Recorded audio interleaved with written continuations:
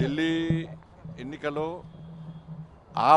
Aam Aadmi party ఎన్ని తప్పుడు ప్రచారాలు చేసినా, ఎన్ని వాగ్దానాలు చేసినా కూడా ప్రజలు నమ్మే పరిస్థితి లేదు.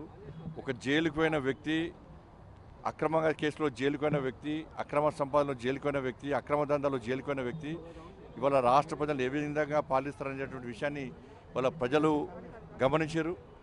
కాబట్టి మాకు జైలు రాజ్యం మాకొద్దు, మాకు ప్రజాస్వామ్యబద్ధంగా పాలన కావాలి. ఒక నీతి నిజాయితీ వంతుడైనటువంటి నరేంద్ర మోడీ గారి నేతృత్వంలో ఈ దేశంలో ఏ విధంగా నీతివంతమైన పాలన జరుగుతుందో, ప్రజాస్వామ్యబద్ధంగా పాలన జరుగుతుందో అటువంటి పాలన ఢిల్లీలో రావాలని చెప్పి ప్రజలందరూ ఆలోచించారు.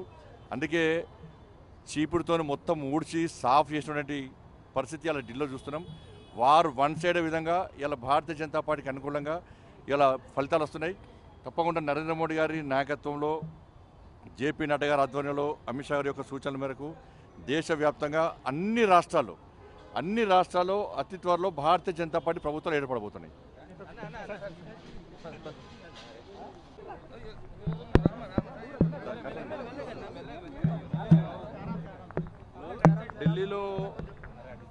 ఢిల్లీలో మేధావి వర్గంతో పాటు,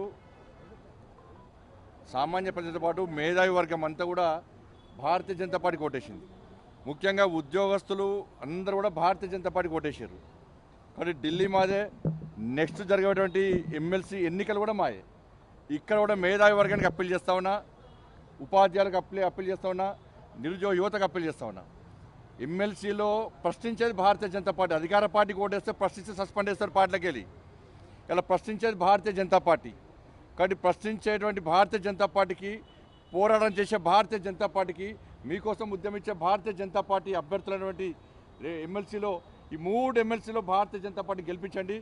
ఢిల్లీ మేధావి వర్గం ఏ విధంగా మంచి నిర్ణయం తీసుకుందో అదే నిర్ణయాన్ని తెలంగాణ రాష్ట్రం నుండి 3 ఎమ్మెల్సీ ఎన్నికల ప్రాంతంలో నుండి మేధావి వర్గము ఇలా ఆలోచించి మీ ఓటుకు వినియోగించుకొని ఢిల్లీ మాదే, ఇక్కడ 3 ఎమ్మెల్సీలు మాయే.